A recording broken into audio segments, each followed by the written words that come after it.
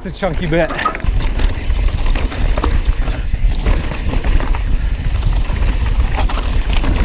Nice. Nice.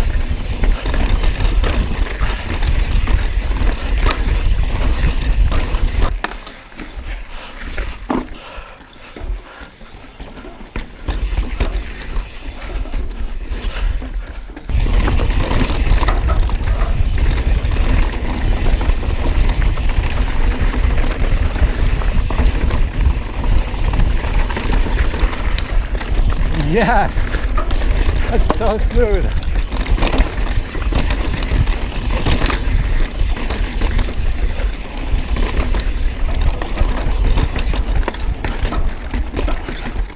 Woo!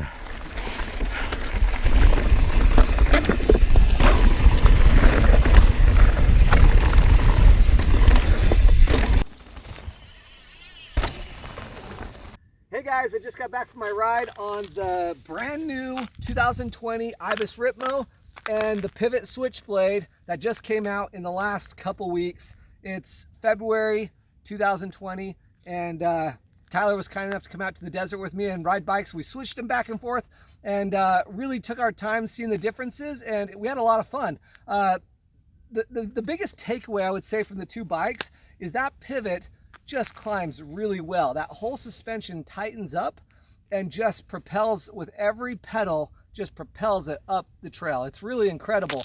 The Switchblade also feels a little bit more robust. Just every pedal stroke, you just feel that the bike's a little stiffer, a little bit more robust, and like just planted to the ground. It has a very unique feeling. And then for those of you who watch the channel, I've loved these Ibis bikes for a couple years now. I currently own and ride an Ibis Ripley. I owned the previous Ripmo, and this new Ripmo, man, as soon as I got on, I just felt right at home, super comfortable. It has a very lively characteristic to it. It's just very poppy and nimble on the trail. Anytime you need to pump and kind of pop over a section of trail, it just does so willingly and easy. It doesn't take a lot of effort. I'm not a real big guy. I'm 5'8" and 140 pounds, and I'm riding both mediums on the Switchblade and the new Ripmo today. And as a smaller rider, I really value that ability to just move the bike around and pump into the travel and kind of pump into the travel and move around on the trail.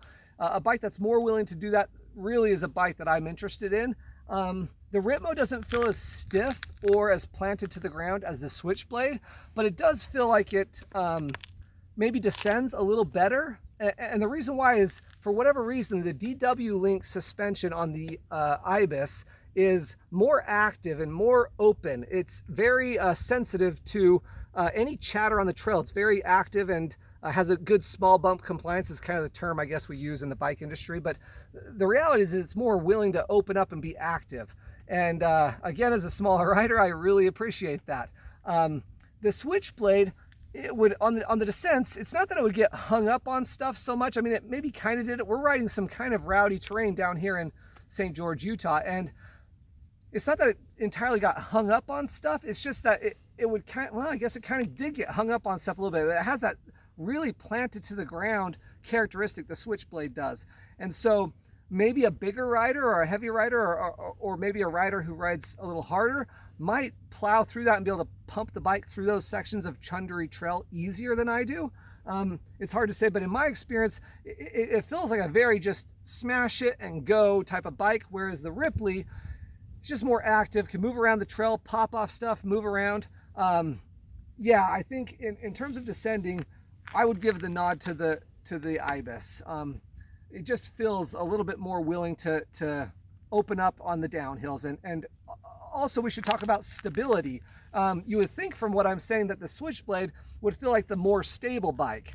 But really, I didn't think it did. It was kind of more, you feel the trail more underneath you on the Switchblade. And so you're really paying for it in your hands and your legs, and not in a bad way. I mean, these trails we're riding are super, super janky. They're a lot of work to ride. And the Switchblade, you'd feel the trail more underneath you. It's just a stiffer feel. And we set it up with the appropriate amount of sag. The Switchblade has this really unique little on the sag indicator, it shows you right where you want it to be on that rear shock.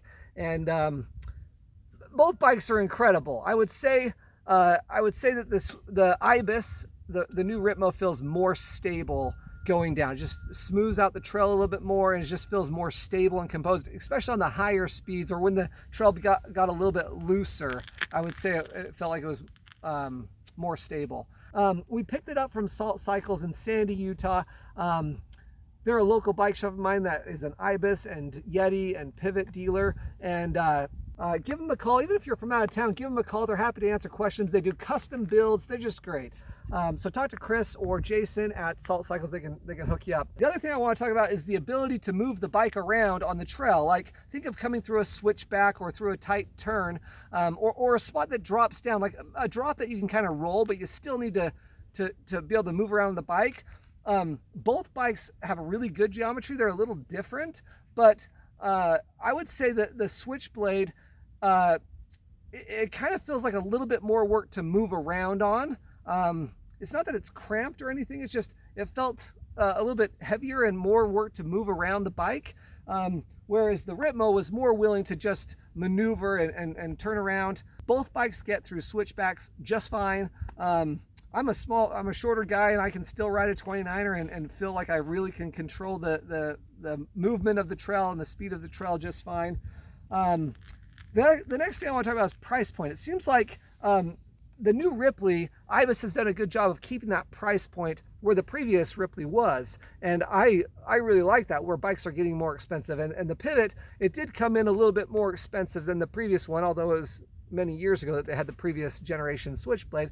But, you know, they're both boutique kind of bikes, and they're a little bit more expensive, but I mean, they're great bikes. You get a lot of value out of them, I think. Another thing that Tyler mentioned when he got done riding the Switchblade, on his last lap on the Switchblade, was that the Switchblade, and I agree with him, is more of a precision bike. It's very precise. You stick it where you want it to go, and it goes there. And it just kind of, it does its thing, and it's very stiff and very stout and solid, and it's ready to go where you point it.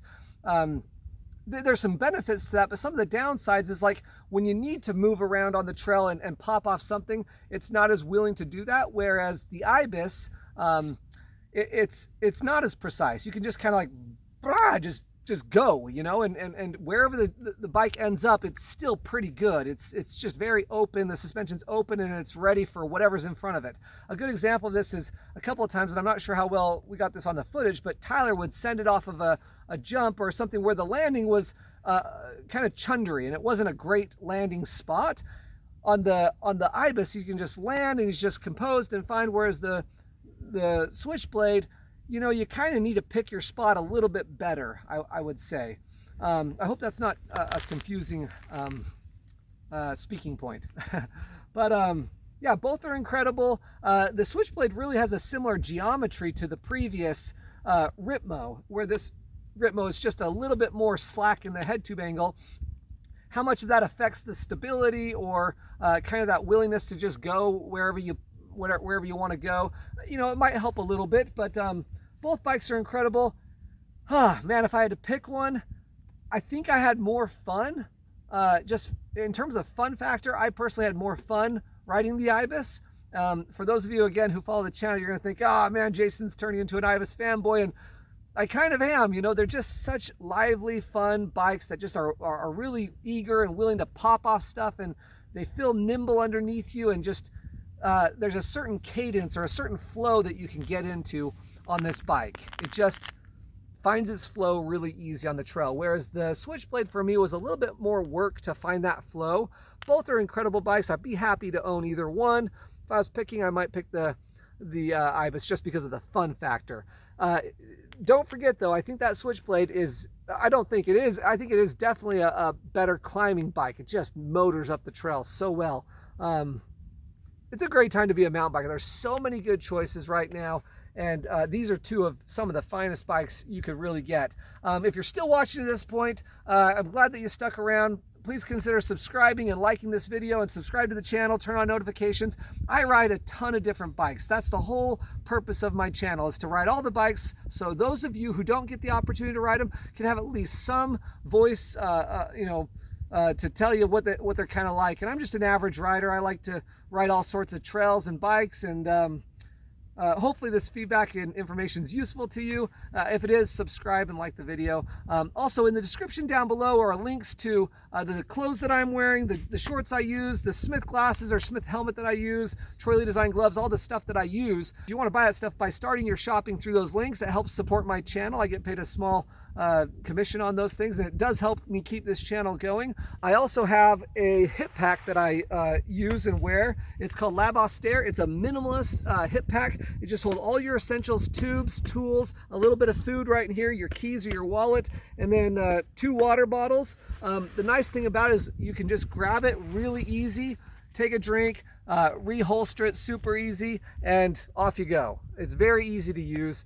It rides low down on the very bottom of your back, below the bottom of your back, so it's riding kind of like a tool belt off your hips here, and so your back doesn't get all sweaty. I like it better than the other hip packs I've ridden. The company has reached out to me, and they've offered a discount code of 25% off. So at checkout on Lab Austere, using the link below, you'll get 25% off using the promotional code yumyum at checkout.